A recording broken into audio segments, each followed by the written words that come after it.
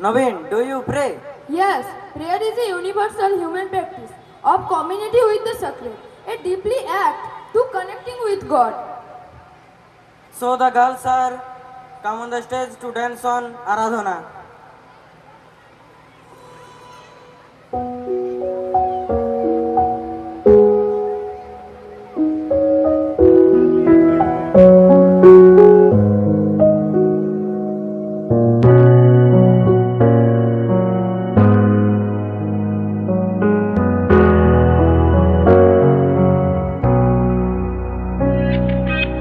আজ মনে প্রাণে গুণগান তোমার করি, আজ সবটা ছেড়ে তোমারই হাত ধরি, সংসারকে পরোয়ানা করে, সংসারকে পরোয়ানা করে শুধু তোমার প্রশংসা করি, আরাধনা করি, তোমার বন্দনা শুধু করি, আরাধনা করি, তোমার বন্দনা শুধু করি, তোমার বন্দনা শুধু করি।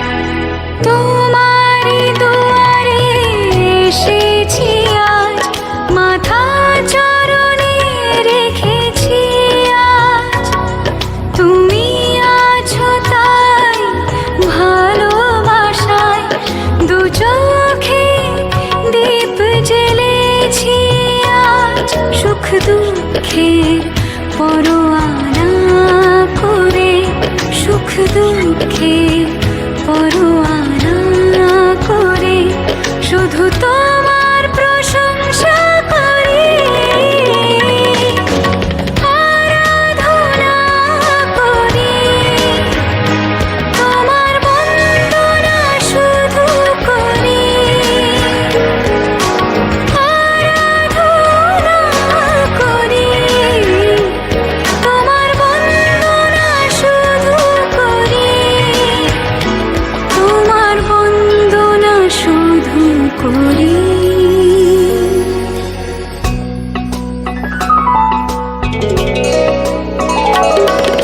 গরে গা রে সা রে সা রে গরে সা মা গা মা গা রে সা রে সা রে পা নি সা রে গা রে গা গা পা সা নি দা পা মা গা মা পা সা নি দা পা নি দা মা মা গা রে সা নি সা সা সা মা মা মা রে রে রে পা পা পা গা গা গা নি সা পা মা গা রে সা নি দা রে সা দা রে সা দা রে সা। তোমায় ভেবে হাত জোড় করি, ভক্তিতে নত হই, এত মহিমা তোমার তুমি ঈশ্বর, না ডেকে আমাকে ওই তনু মনকে পরোয়ানা করে, তনু মনকে পরোয়ানা করে শুধু তোমার প্রশংসা করি,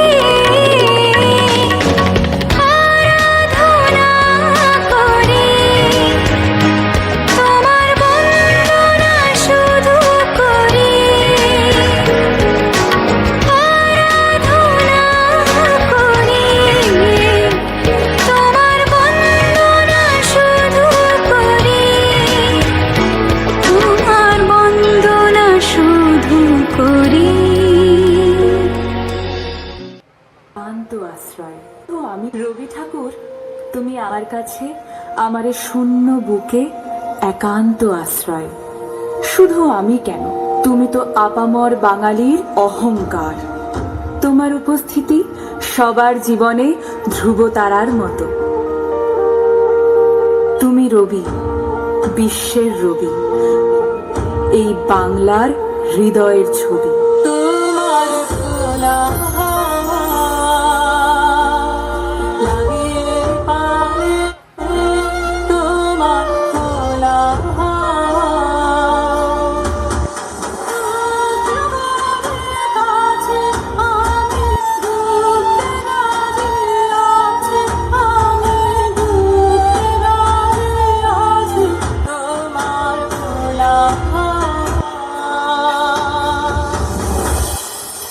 তোমারই যেন ভালোবাসিয়াছি শতরূপে শতবার, জনমে জনমে যুগে যুগে অনিবার। যে গানের তালে গলা মিলিয়ে সৃষ্টি রবীন্দ্রসঙ্গীত, সেই গানের ছন্দেই পা মিলিয়ে সৃষ্টি রবীন্দ্র নৃত্য। কখনো শ্যামা, কখনো চণ্ডালিকা, তোমার প্রতিটি গানের ছন্দে মিলিয়েছি নিজেকে। কখনো চিত্রাঙ্গদা হয়ে দিয়েছি শ্রদ্ধাঞ্জলি। তোমার গোড়াকে আজও কামনা করি, তোমার বিনোদিনী হতে চাই। বনফুলে মালা গেথে সন্ধ্যা সঙ্গীতে সোনার তরীতে নিরুদ্দেশে যাত্রাকালে সৃষ্টি তোমার মানসী। কেন মেঘ আসে হৃদয় আকাশে, দেখা তবু মেলে না, মাঝে মাঝে তব দেখা পাই, চিরদিন কেন পাই না। মাঝে মাঝে তব দেখা পাই, চিরদিন কেন পাই না। কেন মেঘ আসে হৃদয় আকাশে, তোমারে দেখিতে দেয় না। মাঝে মাঝে তব দেখা পাই, চিরদিন কেন পাই না। 25শে বৈশাখ, বিশ্বকবির শুভ জন্মলগ্ন।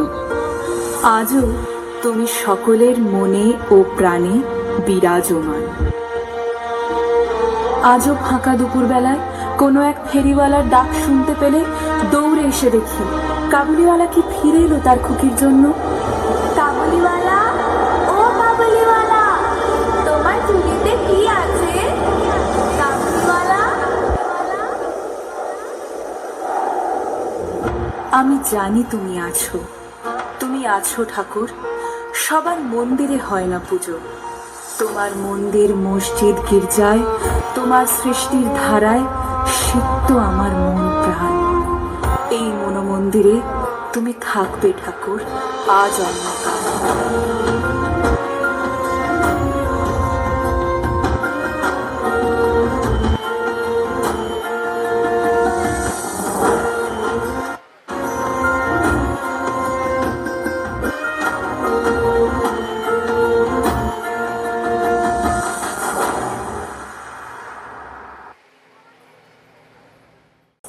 I am Riya Modi. Now I am reciting a poem. School. School is fun and educational place. There is a fresh start every day. Make plans to meet up with friends, learn together and have a great time. We read, write and occasionally play. School is enjoyable every day because the teachers are so nice. Supporting there is something new to discover every day. Thank you. Ram ভাই, কি আর ভাববো, বুঝতেই তো পারছো আল্লাহ জল দেই না, মাটি ফেটেই গেল, নীল চাষ করে কোনো লাভ হলো না। তা তুমি কোথায় যাচ্ছ? আমি এখন একটু সাহেবের কাছে যাচ্ছি। মেয়েটার শরীর ভালো নাই, তাই সাহেবের কাছে যাচ্ছি, যদি কিছু টাকা ধার পাই। তা তো আমিও সাহেবের কাছেই যাচ্ছি। চলো চলো একসঙ্গেই যাই, সাহেব আমাদের কিছু উপকার করবে।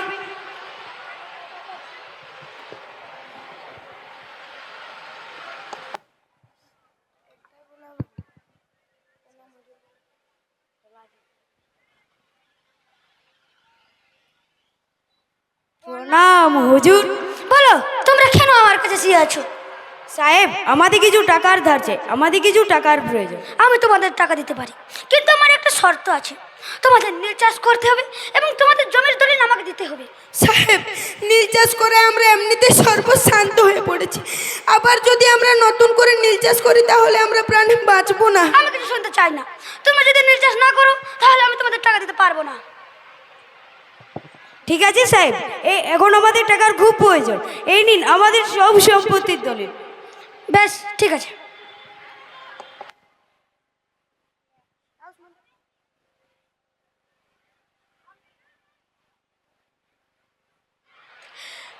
আমরা তো সাহেবের কাছ থেকে টাকা ধার নিয়ে নীল চাষ করেছি, কিন্তু এবছর তো নীল চাষ ভালো হয়নি।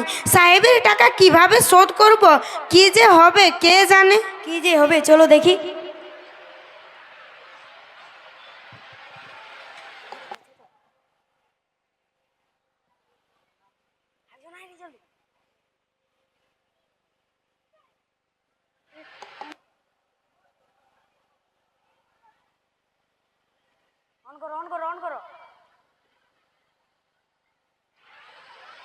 সিপাই, রাম এবং রহিম আমার কাছ থেকে কয়েকদিন আগে টাকা ধার নিয়েছিল, কিন্তু তারা এখনো আমার টাকা ফেরত দেয়নি। যাও, তাদের ধরে নিয়ে এসো।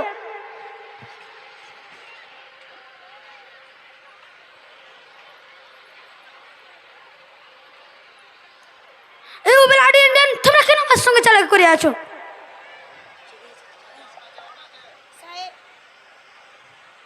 সাহেব, আমরা আপনার সঙ্গে কোনো চালাকি করিনি। নীল চাষ করে আমাদের এমনিতেই অনেক ক্ষতি হয়ে গেছে, এই জন্য আমরা আপনার টাকা শোধ করতে পারিনি। এই নিন সাহেব, আমাদের কাছে সামান্য টাকাটুকু আছে। এটুকু টাকায় আমার কি হবে? তোমাদের শুধু মূল্য 60 গুণ হয়ে পড়েছে। হুজুর, এত টাকা কি করে দেব? আপনি আমাদের অন্নদাতা হুজুর, আপনি আমাদের অন্নদাতা। আমি কিছু শুনতে চাই না। সিপাই, এদেরকে মারতে মারতে এখান থেকে নিয়ে যা। মাফ করে দিন হুজুর, ক্ষমা করে দিন হুজুর, মাফ করে দিন।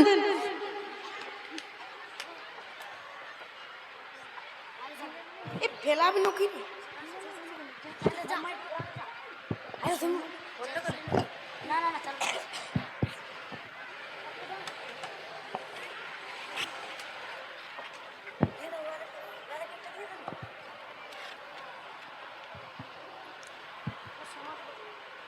চলো ওদের জমি দখল করতে। ওই ইংরেজরা আমাদের জমি দখল করতে আসছে, চলো তাদের বিরুদ্ধে আমরা রুখে দাঁড়াই। তাদেরকে জোর করে আমাদের জমি দখল করতে দেব না, জমি দখল দেব না, নীল চাষ করব না, জমি দখল দেব না, নীল চাষ করব না। কিন্তু এর ফলে ভালো হবে না ব্লাডি ইন্ডিয়ান্স। বন্দে মাতরম, বন্দে মাতরম, জয় হিন্দ। নমস্কার।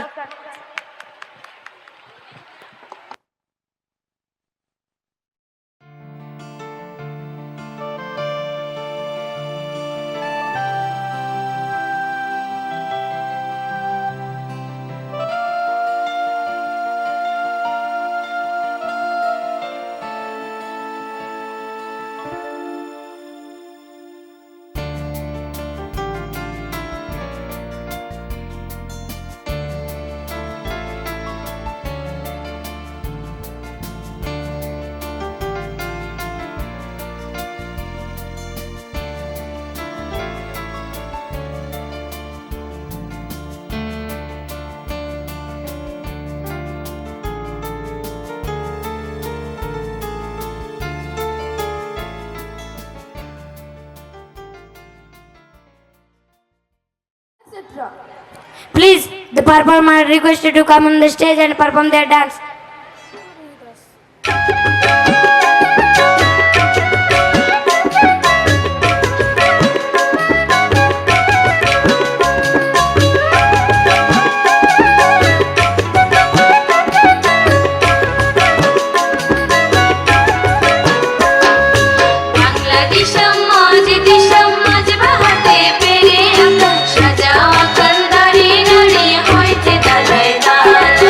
Bangladesh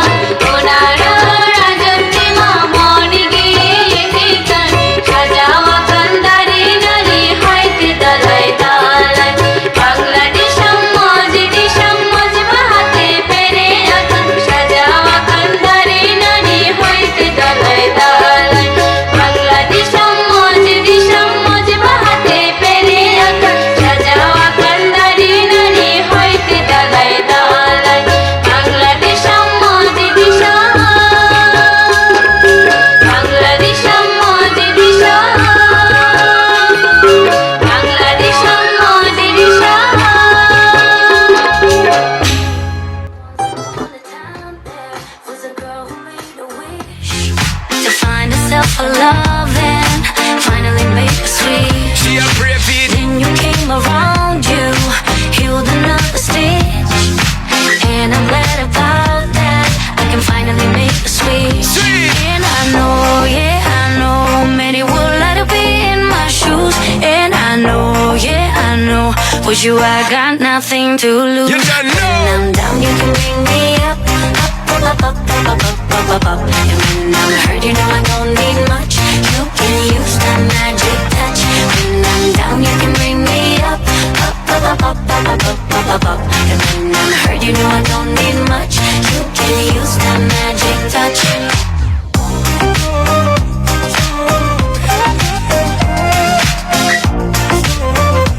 You can use that magic touch.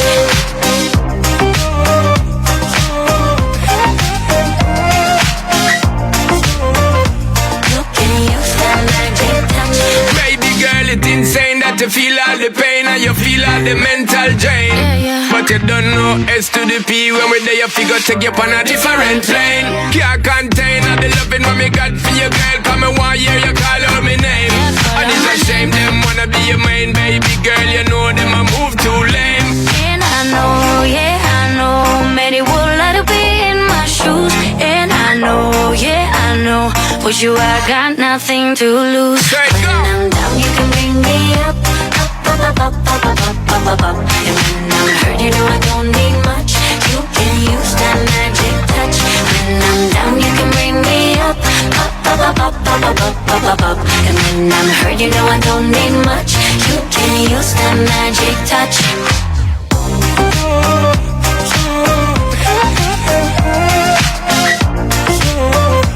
You can use that magic touch.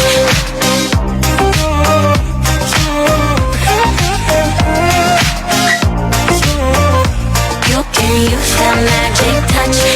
I was running all the time, babe. You came and slowed me down. It's me, myself, and you now, levitating off the ground. She a brave And it. when you came around, you healed another stitch. I was lost, but now you found me. I can finally make the switch. Sweet. And I know, yeah, I know, many would like to be in my shoes. And I know, yeah, I know, with you I got nothing to. Ramatnanda Maharaj has fallen his holy feet on the stage right now. He is the Secretary Maharaj of Belpahadi Ramakrishna Vivekananda Sevashram. We are blessed for his glorious presence. So, respected Mr. Ramatnanda Maharaj, please come on the stage and deliver your valuable speech. सहनावतु सहनौ भुनक्तु सह वीर्यङ्करवावहै तेजस्विनावधीतमस्तु मा विद्विषावहै ॐ शान्ति शान्ति शान्तिः हरिः ओम् शृण्वन्तु विश्वे अमृतस्य पुत्राः आयुधामानि दिव्यानि तस्थु वेदाहमेतं पुरुषं महान्तम् आदित्यवर्णं तमस परस्तात् त्वमेव विदित्वा अतिमृत्युमेति नान्यो पन्थ विद्यते अयनाय नान्यो पन्थ विद्यते अयनाय। আমার এই ভারতবর্ষের বৈদিক যুগের একটা বড় সুন্দর কালচার ছিল আমাদের মধ্যে। যখন মানুষকে অমৃতের সন্তান বলে আখ্যা দেওয়া হয়েছে, আমরা প্রকৃতপক্ষে সবাই অমৃতের সন্তান, কিন্তু আমরা ভুলে গেছি, বিস্মৃত হয়েছি। আমাদের মধ্যে সেই জ্ঞান অনেক দূর সরে গেছে। আমরা জাগতিক বিষয় নিয়ে সারা দিন ব্যস্ত থাকি। আমরা যে আসলে অমৃতের পুত্র, প্রত্যেকের মধ্যে ঈশ্বর সমভাবে বিরাজিত, আমরা সেই কথা ভুলে যাই। এই প্রসঙ্গে আমি একটা প্রথমে গল্প বলার চেষ্টা করছি। এটা হচ্ছে মা মাদালসার কাহিনী। এক রাজা ছিলেন শত্রুজিৎ নামে। তার এক পুত্র ছিল, পুত্রের নাম হচ্ছে ঋতধ্বজ। তখন রাজাদের ডিউটি ছিল ঋষি মুনিরা যেখানে তপস্যা করবেন, হোম যাগযজ্ঞ করবেন, তাদেরকে রক্ষা করার দায়িত্ব। সেই রকম এক ঋষি, এক গালব নামে এক ঋষি তপস্যা করছিলেন, অনেক যাগযজ্ঞ করছিলেন। কিন্তু রাক্ষসেরা তারা কখনোই চায় না যে এই ঋষি মুনিরা, মানুষরা কখনোই যাগযজ্ঞ করে তাদের থেকে বড় হয়ে যাক। তারা সবসময় চেষ্টা করতো এদেরকে বাধা দেওয়ার। যখনই এরকম বাধা রাক্ষসেরা উৎপন্ন করত, তখনই তারা রাজার কাছে অনুরোধ করত, এবং রাজার একটা কর্তব্য ছিল ঋষি মুনিদের রক্ষা করা। স্বভাবতই রাজার কাছে যখন এই খবর পৌঁছালো যে ঋষির আশ্রমে এরকম রাক্ষসেরা উৎপাত করছে, তখন রাজা তার পুত্র ঋতধ্বজকে পাঠিয়ে দিলেন। ঋতধ্বজ খুব বীর ছিল। সে গিয়ে ঋষির আশ্রমে দেখলো একটা রাক্ষস তো নেই, একটা শুয়োর সেই দিকে ঋষির আশ্রমে গিয়ে উৎপাত করছে। তাও সে তখন তাকে দূর থেকে বাণ চালালো। এইটা হচ্ছে আর কেউ নয়, বিশাল রাক্ষস পাতালকেতু। সে রূপ বদল করতে পারত। সেই রূপ বদল করে ওই একটা শূকরের রূপ নিয়ে ঋষির আশ্রমে এসে তার ধ্যান ভঙ্গ করার, তার যজ্ঞ ভঙ্গ করার চেষ্টা করছিল। তখন ঋতধ্বজ রাজকুমার তিনি বাণ চালালেন। বাণেতে সে আহত হলো। আহত হয়ে সে কিন্তু দৌড়ে পালিয়ে গেল।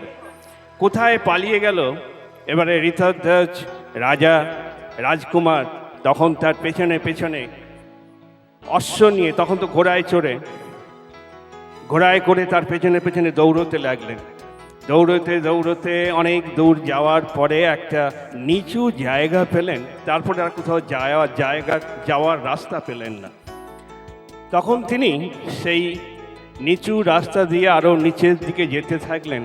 যাওয়ার পরে তিনি শুনতে পেলেন একটা কান্নার আওয়াজ যেন কোত্থেকে আসছে।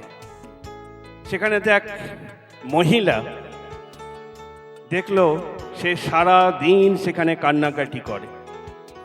তখন ঋতধ্বজ রাজকুমার সেই গৃহের মধ্যে গেল। গৃহের মধ্যে যাওয়ার পরে দেখছে যে গন্ধর্ব কন্যা মাদালসা সেখানেতে বসে বসে কান্না করছেন। কারণ এই রাক্ষস পাতালকেতু সে ওই মেয়েকে ধরে এনেছিল। মেয়েকে ধরে এনে তাকে বলেছে তোমাকে বিয়ে করতে হবে আমাকে, কিন্তু এ কিছুতেই রাজি নয়, যে কারণে সে মনের দুঃখে সারা দিন ধরে কান্নাকাটি করত। তখন রাজকুমার তাকে বলল, তুমি আমার সাথে চলো। তখন তাকে নিজে ঘোড়ার পিঠে চড়িয়ে তাকে নিয়ে সে রাজার জায়গাতে ফিরে এলো। সেখানেতে আসার পরে রাজা খুব খুশি হলেন, কারণ ইনি খুব বিদুষী মহিলা। তো সেখানে খুশি হওয়ার পরে তাদের দুজনের বিয়ে হলো। বিয়ে হওয়ার পরে কিছুদিনের মধ্যেই আবার যখন এই রাক্ষসদের উৎপাত শুরু হয়েছিল, তখন সেই রাজপুত্রকে আবার সেখানে যেতে হলো। এবারেতে সে গতবারের যে রাক্ষস ছিল পাতালকেতু, সে তো মারা গেছে। মারা যাওয়ার পরে তার পুত্র হচ্ছে তালকেতু। সেই তালকেতু তখন তাকে বাধা সৃষ্টি করছে। এবারেতে সে ওইখানে স্বয়ং যুদ্ধক্ষেত্রে না গিয়ে মায়াবী রাক্ষস, সে অনেক কিছুই তৈরি করতে পারে। ওই নদীর ধারে একটা সুন্দর কুঠিয়া করে এক সাধুর বেশে সেখানে তপস্যা করতে শুরু করছে, এরকম দেখাতে লাগলো। তো ঋতধ্বজ রাজকুমার তিনি তার কাছে যখন পৌঁছলেন, সেই ঋষি তাকে খুব আদর যত্ন করে সেখানেতে রাখলেন এবং এই রাক্ষস তাকে নানাভাবে প্রলোভিত করতে লাগলো। অনেক যাগযজ্ঞ করে দেখালো, করবার পরে সেই তালকেতু যখন বলছে যে এত বড় যজ্ঞ করলাম কিন্তু দক্ষিণা দেওয়ার মতো আমার কাছে কিছু নেই, তখন রাজকুমার তার গলার মূল্যবান হারটা তাকে উপহার স্বরূপ দিলেন। সেই মূল্যবান হার পেয়েই রাক্ষস খুশি হলো এবং সে সেইটাকে রাজার কাছে নিয়ে এসে বলল, এই দেখুন আপনার পুত্রের হার, আপনার পুত্র মারা গেছে, সে আর বেঁচে নেই। তো রাজা দেখে খুবই কষ্ট পেলেন যে আমার একমাত্র পুত্র রাজকুমার এত বড় বীর, সে মারা গেল। মাদালসা সেও যখন খবর পেল, রাজাও শোকে দুঃখে খুব মুহ্যমান হয়ে পড়লেন এবং রানী মাদালসা তিনি কিন্তু আর নিজেকে রক্ষা করতে পারলেন না, তিনিও মারা গেলেন। এর পরের যে ঘটনাটা খুবই বিচিত্র। মাদালসা মারা গেল, এরপরে ঋতধ্বজ নিজে ফিরে এলেন যখন রাজপ্রাসাদে, সেখানে এসে দেখলেন যে এই রকম অবস্থা, তার পরম প্রিয়া স্ত্রী গত হয়েছেন, তার শোকে দুঃখে। তখন খুবই রাজকুমার মনমরা হয়ে রইলেন।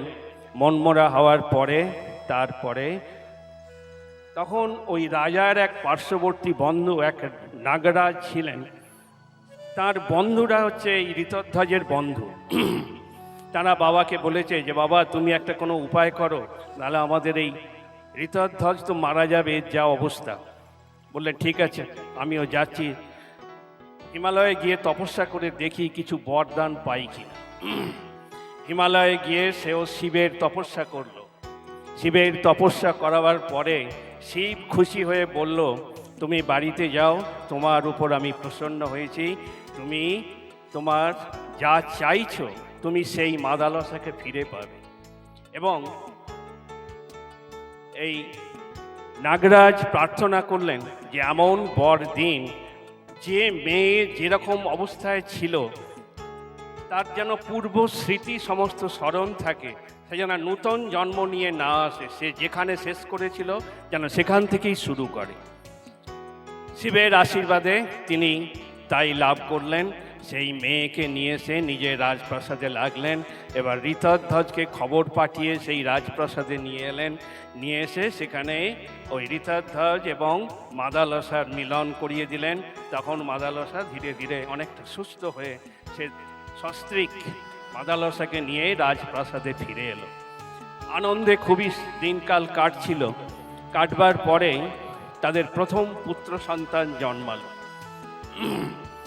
প্রথম পুত্র সন্তান যখন জন্মালো, রাজা বললেন আমি এর নাম রাখব। যখন সেই রাজা নাম রাখছেন, তার নাম রেখেছিলেন বিক্রান্ত। তখন মাদালসা একটুখানি হেসেছিলেন। তারপরে সেই পুত্র যখন বড় হতে লাগলো, তার মা তাকে যখন সে কান্নাকাটি করত, তাকে কোলে নিয়ে তাকে দোলনায় চাপিয়ে তাকে শোনাতো যে তুমি কার জন্যে কাঁদছো, তুমি কাকে ভয় পাও, তুমি তো এই একটা শরীর নাও, এই শরীরটা আমাদের তো একটা ছেঁড়া বস্ত্রের মতো চেঞ্জ করে আবার আমাদের নূতন শরীর ধারণ করতে হয়, তুমি এই শরীরের জন্যেই কেন কান্নাকাটি করছো, তুমি তো আত্মা। এই মায়ের শিক্ষা গুণে সেই ছেলে প্রথম কিছুই বুঝতো না, কিন্তু ধীরে ধীরে সে বুঝতে শিখলো যে সত্যিই তো এই জগতে সবই তো অসার, আমি কার জন্যে কান্নাকাটি করব, কোন জিনিসের জন্যে, কোন মানুষের জন্য আমি কাঁদতে যাব। সেই ছেলে যখন বড় হলো, সে বলল মা আমি আর এই সংসারে রাজা হওয়ার বাসনা আমার নেই, আমি সন্ন্যাস নেব। মা খুব খুশি হলেন, আমার শিক্ষা সার্থক হয়েছে। সেই ছেলে সন্ন্যাস নিয়ে বাবা মাকে ছেড়ে রাজবাড়ি সব ছেড়ে দিয়ে জঙ্গলে চলে গেল সন্ন্যাসী হতে, ঈশ্বর প্রাপ্তি করার জন্য। কিছুদিন পরে তাদের আর এক দ্বিতীয় পুত্র হলো। এই পুত্রের নাম রাখলেন রাজা সুবাহু। সেই পুত্রকেও মা সমান একই শিক্ষা দিতে লাগলেন। শিক্ষা দেওয়ার পরে সেই পুত্র তার ঘর বাড়ি ছেড়ে চলে গেল। এরপরে যখন তৃতীয় পুত্র হচ্ছে অরিন্দম। সেই অরিন্দম পুত্র ঘর সংসার ছেড়ে রাজবাড়ি ছেড়ে দিয়ে জঙ্গলে চলে গেল সন্ন্যাসী হওয়ার জন্যে, আত্ম উপলব্ধি করার জন্য। এরপরে যখন চতুর্থ পুত্র জন্মালো, রাজা তখন বললেন, এই পুত্রের নাম আমি রাখবো না, এবারে তুমি রাখো। আমি যখনই নাম রাখতে যাই, তুমি প্রত্যেকবার একটু করে হেসেছিলে। কেন হাসছিলে আমি জানি না। মাদালসা বলছেন যে এই নাম যে আপনি রাখলেন, এই নামের পেছনে কি কারণ আছে, কি যুক্তি আছে? একটা তো শরীর, এই শরীরটা কতদিন থাকবে, সেই শরীরের জন্য এত চিন্তা কেন? এই জন্যই আমি হেসেছিলাম যে এই জন্যে তুমি এত উৎসাহ ভরে এত খরচা করে তার নাম রাখছো। তো সেই পুত্র কিন্তু রানীকে বললেন যে এবারে নাম তুমি রাখবে, এই পুত্রের নাম আমি দেবো না। তার নাম রেখেছিলেন মাদালসা অলর্ক। অলর্ক মানে হচ্ছে পাগলা কুকুর। পুত্রের নাম রানীর পছন্দ মতো তিনি রেখেছেন। তো সেই ছেলেকে সাংসারিক হিসেবে রাজ্য চালাবার মতো তৈরি করলেন। সে যখন রাজ্যভার গ্রহণ করলো, তখন রাজা রানী দুজনেই, তখন তো বানপ্রস্থ আশ্রমের প্রচলন ছিল, যে কারণে তারা সংসার ছেড়ে রাজবাড়ি ছেড়ে জঙ্গলে চলে গেলেন। মা যাওয়ার সময় শুধু একটা ছোট্ট কাগজে একটা কিছু লিখে আর তাকে আংটি বানিয়ে তার হাতে দিয়েছিল, যে তুমি যখন বিপদে পড়বে তখন এই চিঠিটা দেখবে, এর আগে তুমি এই কাগজটা খুলে দেখবে না। তো রাজা সেই অলর্ক খুব সুন্দর করে সংসার চালাচ্ছিলেন। চালাতে চালাতে হঠাৎ তার একটা রাজ্যের মধ্যে কি একটা অশান্তি সৃষ্টি হলো, এবং সে নিজেও মনে শান্তি পাচ্ছিল না যে কি হবে, এইসব রাজ পরিবার, এত কিছু মান সম্ভ্রম, কিছুই তো আমার সাথে থাকবে না। তখন তার মন এরকম খারাপ হলো, তখন মায়ের কথা মনে পড়াতে সে সেই চিঠি, আংটির ভেতরে যে চিঠি ছিল সেই চিঠি খুলে দেখল। সেখানে মা পরিষ্কার করে সমস্ত উপদেশ দিয়ে রেখেছিলেন যে এই সংসার অনিত্য। তখন সেই অলর্ক সন্ন্যাস নিয়ে চলে গেল। এই গল্প বলার আমার এই জন্যই উদাহরণ, আমাদের এখানে তো অনেক মায়েরাই উপস্থিত আছেন। কজন মা পারবেন তার ছেলেকে সঠিক শিক্ষা দান করতে? আমরা জানি আমাদের জীবনের উদ্দেশ্য কি হওয়া উচিত। ডাক্তার, ইঞ্জিনিয়ার এগুলো খুব বেশি বড় কথা নয়। আমাদের নিজেদের উপলব্ধি করতে হবে আমরা কে, আমরা কোথা থেকে এসেছি, আমাদের আগের জন্মের কথা আমাদের কারো মনে থাকে? আমরা কেউ জানি না। কারণ আমাদের মনটা এই জগতের ওপরে এতটা আসক্ত হয়ে পড়ে আছে, এই জগতের আসক্তি না কাটালে কখনোই আমাদের আত্ম উপলব্ধির, ঈশ্বরকে দেখার ইচ্ছা কখনোই জাগতে পারে না।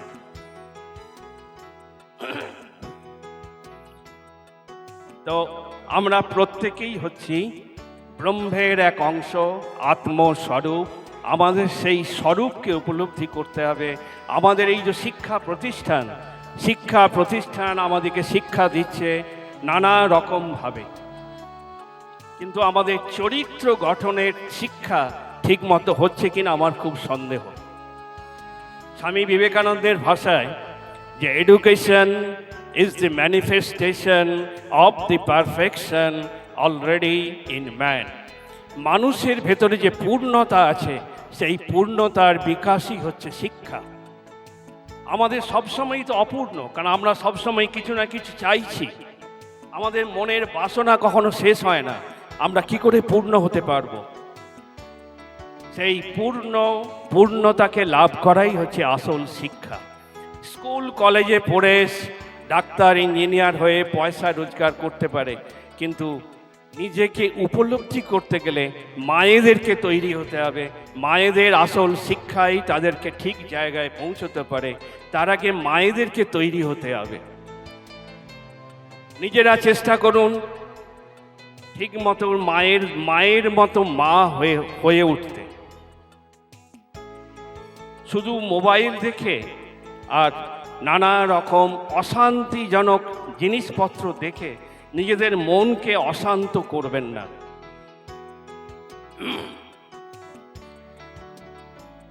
আর একটা বিষয়ের উপরে আমি একটু বলতে চাই, এটা আমাদের রামকৃষ্ণদেবের খুব বিখ্যাত গল্প। এক জঙ্গলে কিছু ছাগল ভেড়া এক জায়গায় চড়ে বেড়াচ্ছিল। তার একজন রাখাল ছিল। রাখাল সেই সমস্ত গরু বাছুর নিয়ে সারাদিন চড়ে বেড়াতো। জঙ্গলের মধ্যে হঠাৎ একটা বাঘিনী, সে কোত্থেকে ছাগল দেখে তার খুব লোভ হয়েছে, সে এসে ঝাঁপিয়ে পড়েছে একটা ছাগলের উপর। ছাগলটাকে ধরেছে। ধরবার পরে যখন সে পালাবার চেষ্টা করছিল, পালাবার চেষ্টা করার সময় সে একটা বড় জাম্প যখন দিয়েছে, লাফ দিয়েছে, লাফানোর সময় তার পেটে একটা বাচ্চা ছিল। সেই বাচ্চাটা বেরিয়ে গেল এবং তার মা বাঘিনী সেখানে মারা পড়ল। এবার আছে বাঘিনী, ছোট বাচ্চা, বাঘের বাচ্চা, কিন্তু সে পড়েছে এখন ছাগলের সাথে। যার পরে সে ছাগলের মতোই মানুষ হতে শুরু করলো। ছাগল যেরকম ঘাস খায়, সেও ঘাস খেতে শুরু করলো। ঘাস খেতে খেতে তার বেশ ভালোই লাগতো। ঘাস খেয়ে খেয়ে সে একটু বড় সড়ো যখন হয়েছে, তখন আর একদিন বাঘ একটা অন্য সেখানে পৌঁছেছে। পৌঁছবার পরে দেখছে, আরে এ একটা বাঘের বাচ্চা এইখানে ছাগলের মধ্যে ঢুকে ভ্যাঁ ভ্যাঁ করছে কেন, আর এ ছাগলের মতো ঘাস খাচ্ছে। তখন তার দেখে বড় আশ্চর্য লাগে। সে ওই ছাগল টাকল না ধরে সে গিয়ে ওই বাঘের বাচ্চাটাকে আগে ধরেছে। ধরে তাকে বলছে, চল তুই আমার সঙ্গে চল। বলে, না আমি তো এখানে বেশ ভালোই আছি, তুমি কেন আমাকে নিয়ে যাচ্ছ এখান থেকে, আমি তো ঘাস খাই। বলে, তুই ছাগল ছানা নস, তুই চল আমার সাথে, দেখবি তুই কে। বলে তাকে একটা জলের ধারে নিয়ে এলো। বলে, সেখানে এসে দেখ তোর মুখ আর আমার মুখটা একরকম কিনা, এই জলে তোর ছায়া দেখ। বলে, হ্যাঁ তাই তো। বলে, তাহলে তুই ওই ছাগলের সঙ্গে কেন মিশে আছিস, মিশে ওখানে ছাগলের মতো ভ্যাঁ ভ্যাঁ করছিস। এক টুকরো মাংস নিয়েছে তার মুখের সামনে রাখ। প্রথমে খেতে চাইনি, কিন্তু পরে খেয়ে বলছে, হ্যাঁ খুব সুন্দর স্বাদ তো, এই হচ্ছে তোর আসল স্বরূপ। তুই জানতিস না যে তুই বাঘের বাচ্চা। আমরা প্রত্যেকেই হচ্ছে এরকম বাঘের বাচ্চা। প্রত্যেকের মধ্যে অনন্ত শক্তি লুকিয়ে আছে।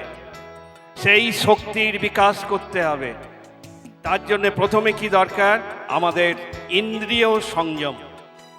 ইন্দ্রিয় সংযম মানে, মায়েরা খুব কথা বলতে ব্যস্ত আছেন, কথাগুলো আপনাদের জন্যই এগুলো বলা হচ্ছে। চক্ষু, কর্ণ, নাসিকা, জিহ্বা, ত্বক, এই যে পাঁচটা আমাদের জ্ঞানেন্দ্রিয়, যেগুলো দিয়ে আমরা জ্ঞান আহরণ করছি, এই পাঁচটা ইন্দ্রিয়ের সেবা করতেই আমরা সারাদিন ব্যস্ত হয়ে থাকি। কোথায় একটু ঠান্ডা লাগছে, চর্ম, ত্বক, সেই ত্বক ইন্দ্রিয়, তখন তাকে রক্ষা করার জন্য আমরা ব্যস্ত হয়ে পড়ছি। চোখ দিয়ে কিছু ভালো দেখার জন্য আমরা ব্যস্ত থাকি, কান দিয়ে কিছু ভালো শোনার জন্য ব্যস্ত হয়ে থাকি। এরকমভাবে ভালো কিছু খাওয়ার জন্য আমাদের জিভগুলো ব্যাকুল হয়ে থাকে। এই যে পাঁচটা ইন্দ্রিয়, এই ইন্দ্রিয়গুলোকে সংযত করতে হবে এবং ছোটবেলা থেকেই এগুলো অভ্যাস করার দরকার। তোমার চোখের সামনে যা আসছে এবং বাচ্চারা যা চাইছে তাদেরকে তাই দেবেন না, তাদেরকে মোড় ফেরাবার চেষ্টা করুন যাতে তারা মানুষ হতে পারে। ইন্দ্রিয় সংযমগুলো ছোটবেলা থেকেই মায়েরা বাচ্চাদের শেখাবার চেষ্টা করবেন, তবেই এত কিছু অনুষ্ঠান এইসব করা সার্থক হবে। শুধু একটুখানি ফুর্তি করে আনন্দ করে চলে গেলে এসবের কোনো মূল্যই নেই। যাক, আর বিশেষ কিছু বলছি না, এইখানেই আমার বক্তব্য শেষ করছি।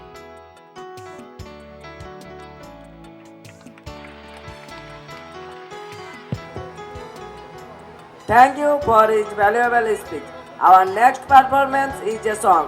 So Madhupriya Didi, please come on the stage and sing his song.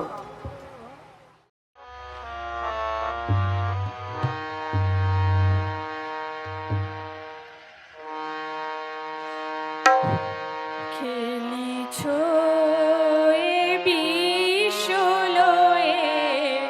বিরা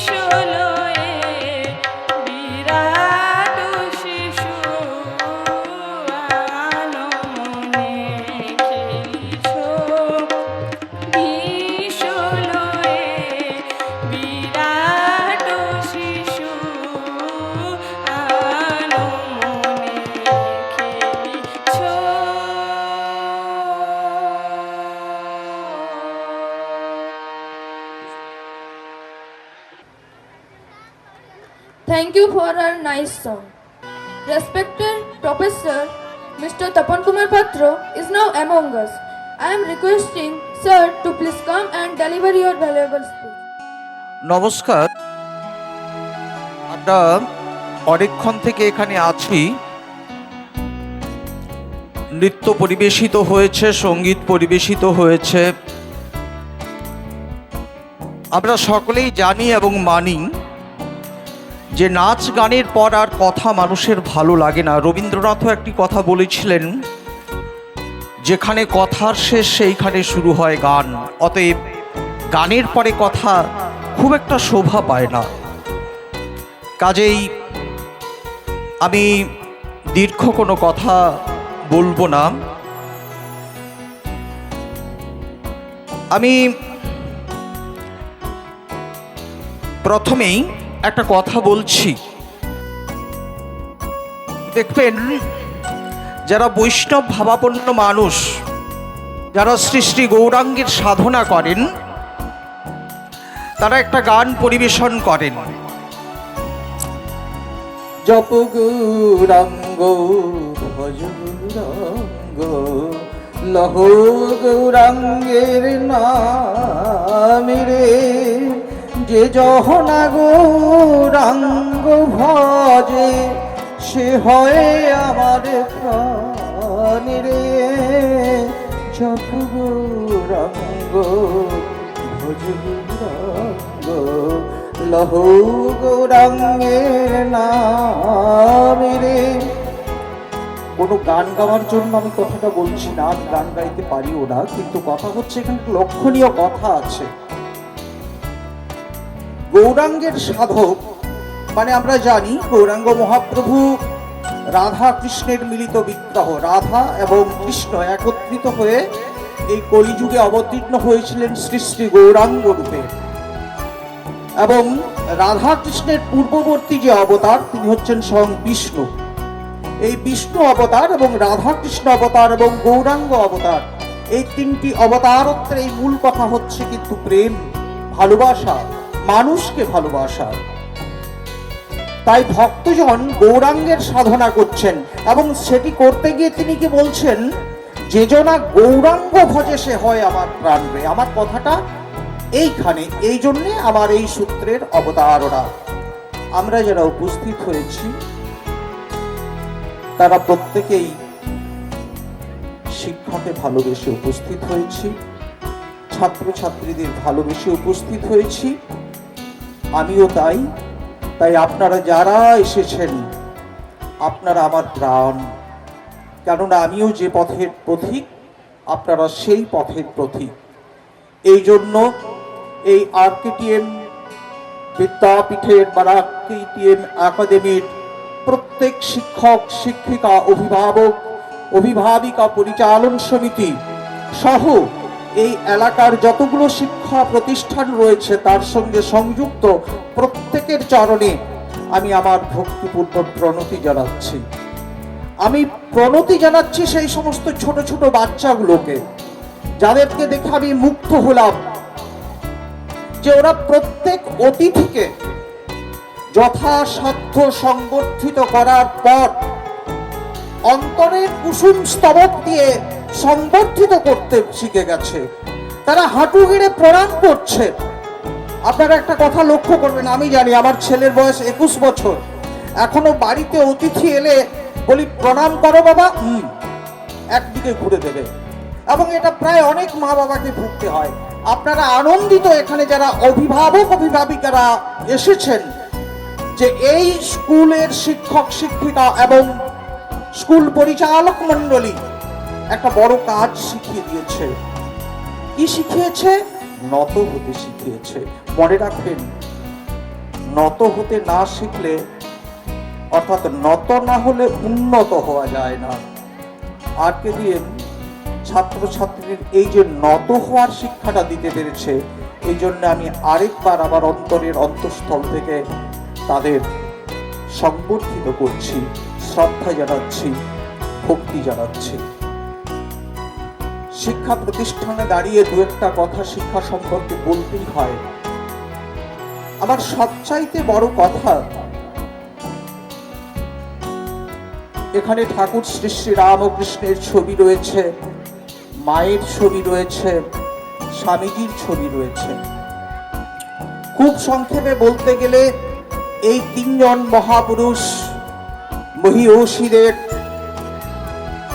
শিক্ষা সংক্রান্ত মূল কথাটা ছিল কিন্তু নৈতিকতার শিক্ষা। স্বামীজি পরিষ্কার বলেছিলেন, অন্তরের ভিতরে যা সুপ্ত অবস্থায় আছে যে সৎ গুণাবলী, সেইগুলোকে বার করে নিয়ে আসার নামই শিক্ষা। যার ভিতরে যেটা নেই, হাজার মনস্তাপে মাথা ঠুকলেও সেই শিক্ষা কিন্তু কখনো বেরিয়ে আসবে না, আসতে পারে না। আমাদের বুঝতে হবে যে এই শিশুদের মধ্যে কার মধ্যে কোন শিক্ষা রয়েছে, সুপ্ত অবস্থায় কি আছে তার জাগরণ দরকার। আর সবচাইতে বড় দরকার প্রকৃত মানুষ হওয়ার, নৈতিকতার শিক্ষার দরকার। যদি নৈতিকতার বিকাশ না ঘটে, কোনো শিক্ষার কোনো মূল্য নেই।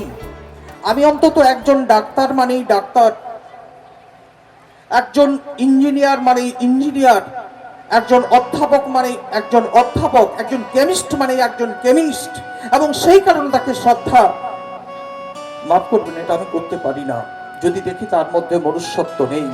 কাজে সেই কঠোর শিক্ষা প্রয়োজন নেই। দেখুন, হিটলারের সময় যদি আপনারা ভাবেন যে শিশুগুলোকে হত্যা করা হয়েছিল, সেই শিশু হত্যার বিষটা কিন্তু তৈরি করেছিল একজন বিশ্ববিখ্যাত কেমিস্ট।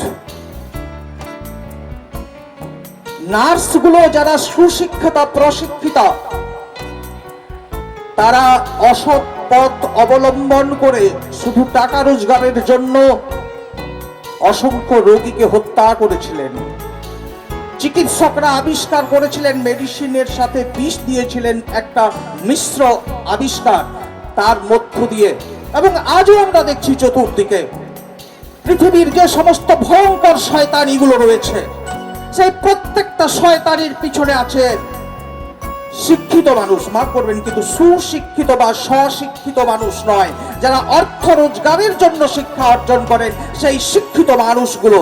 তাহলে তাদের সেই শিক্ষার সঙ্গে যদি নৈতিকতার মিশ্রণ ঘটিয়ে দিতে পারা যায়, যা বলেছিলেন এই তিনজন, তবেই সেটা হবে প্রকৃত শিক্ষা। এবং তার জন্য দরকার বিনয়, সাধুতা, নম্রতা, সততা। আর পরিপূর্ণ শিক্ষার জন্য সবচাইতে যে বড় জিনিসটা দরকার, সেটা কিন্তু হচ্ছে মনোচিন্তন, একাগ্রতা। মনে রাখবেন, আমরা যে দেশে দাঁড়িয়ে আছি এটা আধ্যাত্মিকতার দেশ, অন্ধ আধ্যাত্মিকতার কথা আমি বলছি না। এই আধ্যাত্মিকতার মূল বিষয়টাই হচ্ছে কিন্তু মনন শক্তি। এখানে যারা বসে আছেন, আমি তাদেরকে একটা কথা বলছি এই মুহূর্তে। আচ্ছা, আপনারা প্রত্যেকেই ভাবুন তো যে আপনার মামা বাড়ির বারান্দায় পৌঁছে গেছেন। মনকে জিজ্ঞাসা করুন, পৌঁছে গেছেন? মামা বাড়িতে বসে মুড়ি খাচ্ছেন, দেখুন পৌঁছে গেছেন। পৃথিবীর যত যন্ত্র আবিষ্কার হোক, এত দ্রুত গতি আর কারণেই এই মনের মধ্যে অসাধ্য সাধন করা হয়। আধ্যাত্মবাদীদের সঙ্গে বিজ্ঞানীদের একটা প্রতিযোগিতা হলো যে মননের শক্তি কি, মন দিয়ে কত দূর পর্যন্ত এগিয়ে যাওয়া যায়। একটা কচ্ছপের গল্প বলছি, ছোট্ট গল্প, মানে গল্প বড়, খুব সংক্ষেপে বলবো, আপনাদের ধৈর্য নেই আর কথা শোনার, সেটাই স্বাভাবিক। তো কচ্ছপেরা জানেন, জলাশয়ে থাকলেও ডিম পাড়ার জন্য বাইরে একটা বেলাভূমিতেই হোক, ঝোপ হোক, সেখানে এসে তারা ডিম পেড়ে যায়। ডিম পেড়ে দিয়েই তারা চলে যায়। তারপর মোটামুটি 90 থেকে 180 দিনের মধ্যে সেই ডিম থেকে ফুটে বাচ্চা হয়। বললো কিছু দরকার নাই, ন্যাচারালি তারা কিন্তু ওই ডিম থেকে বাচ্চা উৎপাদন হয়। আধ্যাত্মবাদীরা বললেন না, তা হয় না, ওর মা তা দেয়। মা কি করে তা দেবে? মা তো জানেই না কোথায় ডিম রয়েছে, সে তো জলে চলে যায়। বললো না, মনে মনে দেয়।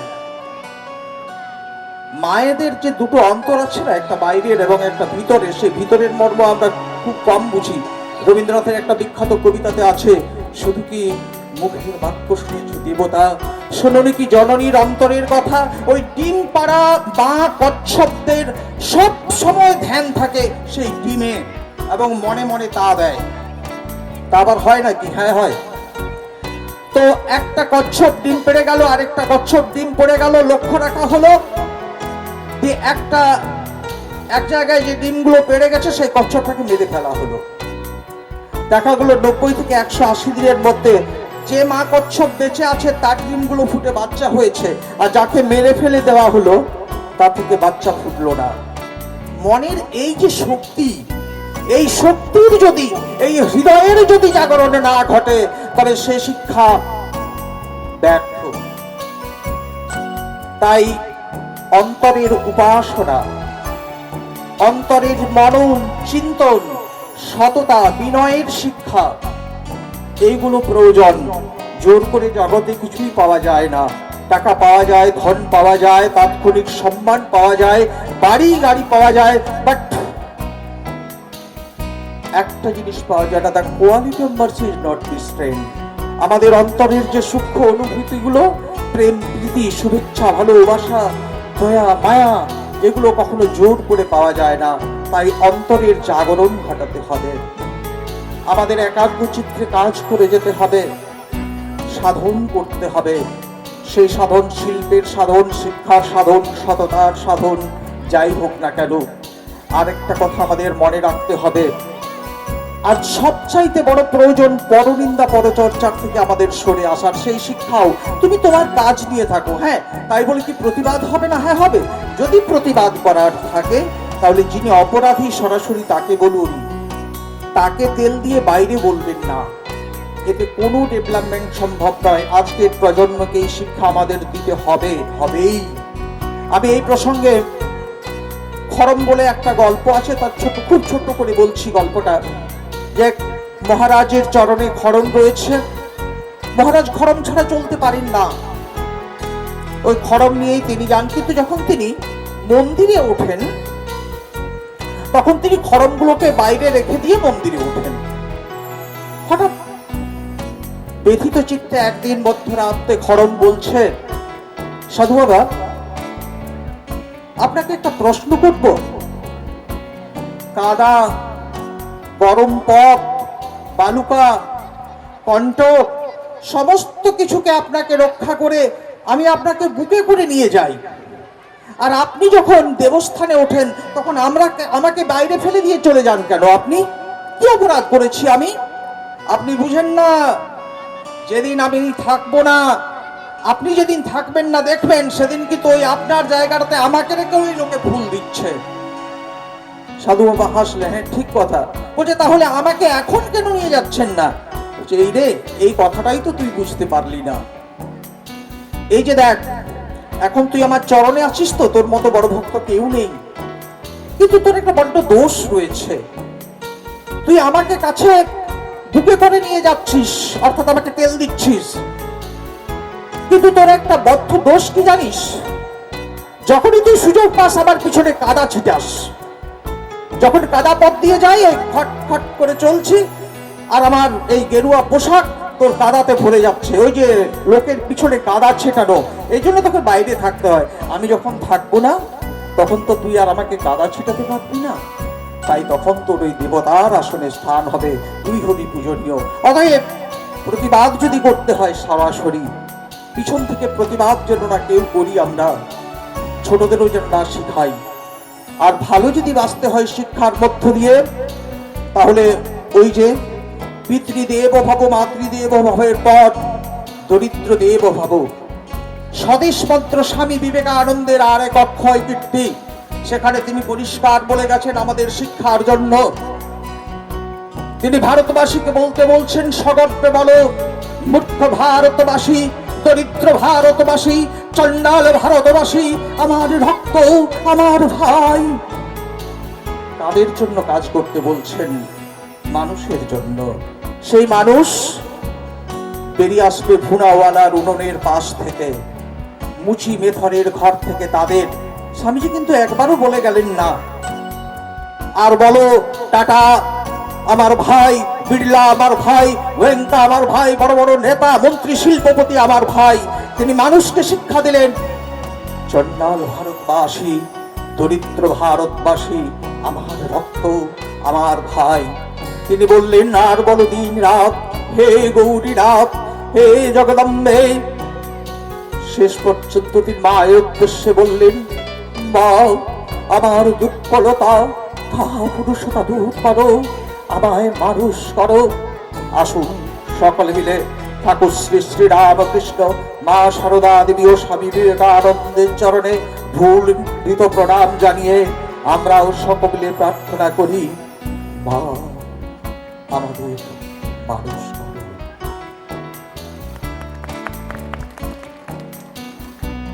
Thank you for this valuable speech. Our next performer is a poem. Ishita Mahato, come on the stage and recite your poem.